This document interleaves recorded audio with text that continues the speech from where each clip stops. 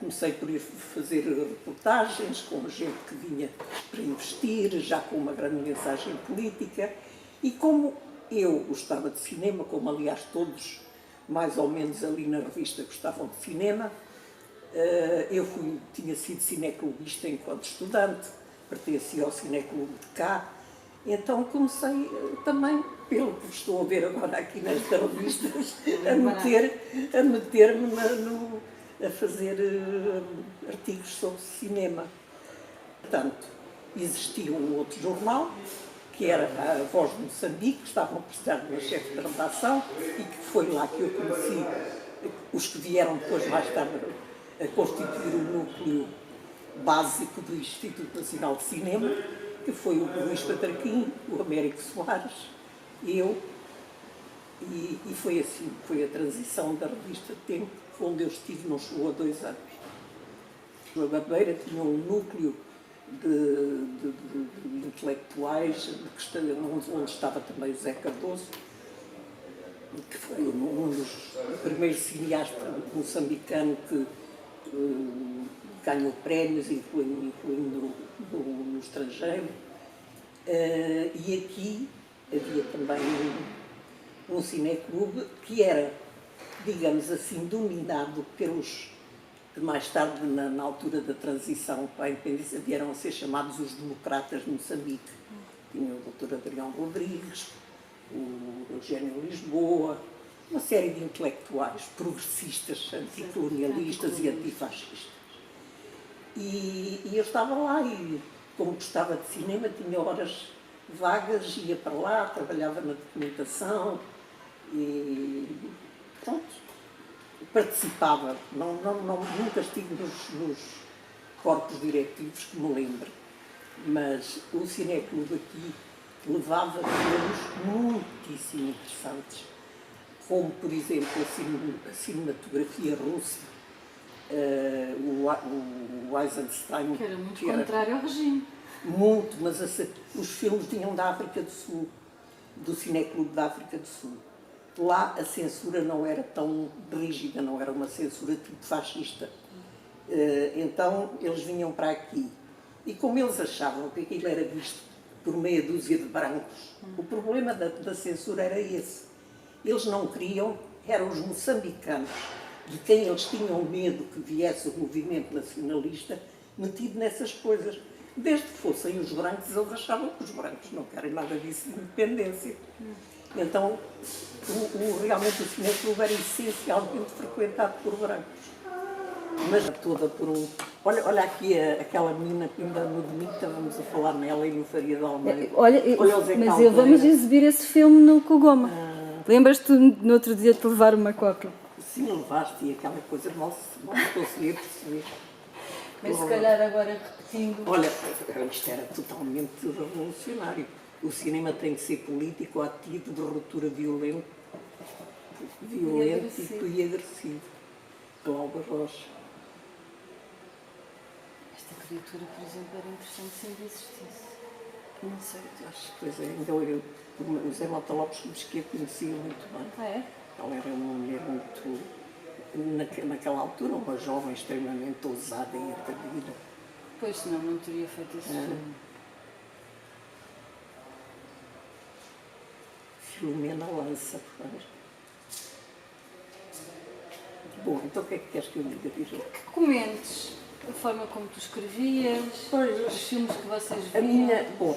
Eu, como já disse, tinha sido cineclubista como estudante em Portugal e era até sócia de 2 cineclubes, e os cineclubes eram também escolas de formação de cidadãos progressistas, preocupados com os problemas sociais.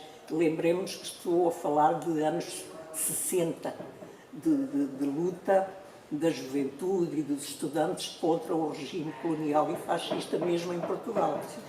Portanto, era essa a minha ideologia. E aqui eu dei continuidade a essa preocupação com o cinema social. E é curioso que está aqui um título que, na altura, a censura, só por achar que isto era cinema não interessava, é que aceitou. O cinema tem de ser político, ativo, de ruptura, violento e agressivo. era o cinema, por exemplo, que se estava a fazer na América Latina. Sim. Foi a época de grande interesse pelo cinema latino-americano, pelo cinema novo do Brasil. Esta frase, aliás, é do Globo Rocha. E essa era, digamos, a minha ideia de cinema. Cinema interventivo, cinema que retrata os problemas sociais, que retrata a opressão, seja ela colonial, seja ela dos grandes latifundiários nos países latino-americanos, que põem os camponeses deixam os camponeses sem terra, tirando-lhe aquilo que lhes podia dar a sua dignidade como povo. E, portanto, era esse o cinema que eu defendia na altura. Mas não nos esqueçamos que as próprias ideias têm modas. Houve depois uma reação contra esta maneira de ver o cinema, e aqui em Moçambique alguns intelectuais tiveram essa reação, que o cinema era arte, estava acima dessas coisas sociais. E, portanto, esses filmes com uma mensagem social não eram arte, eram panfletos militantes, eram demasiado políticos. E na revista Tempo vivemos um pouco isso, esse confronto de ideias. O cinema é arte, claro que isso era o que interessava aos opressores, não? Fica lá nas alturas, não se mete com aquilo que a gente passa cá embaixo.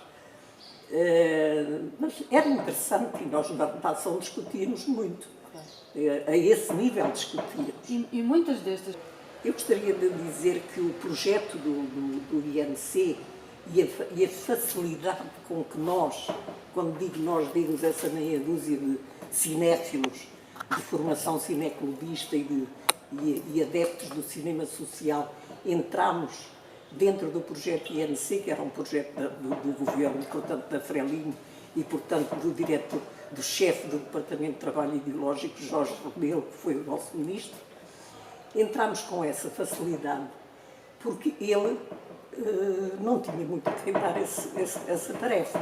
E a Frelimo tinha visto que o cinema tinha sido extremamente importante para divulgar a luta de libertação enquanto estiveram na Tanzânia. Muitos cineastas ingleses, holandeses, fizeram documentários e filmes que deram reconhecimento da Frelimo internacional e atraíram simpatias e atraíram, quem sabe lá, fundos. Portanto, era uma espécie dessa ideia que ele tinha do cinema, que ele queria fazer ao novo Moçambique independente. Claro que depois nós demos as nossas contribuições. Não, Moçambique tinha de projetar a sua identidade, tinha de ter uma cinematografia própria e, portanto, começámos sobretudo o Américo Soares, a dar-lhe a conhecer o que era também o nosso projeto. E ele aceitou, não tinha melhor alternativa, aceitou imediatamente, concordou.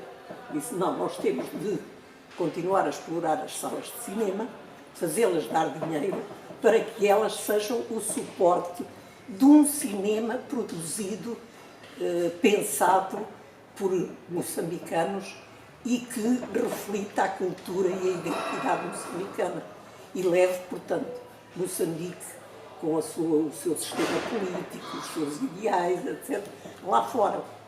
Ele aceitou imediatamente a ideia. E o incrível é que funcionou. E funcionou, portanto,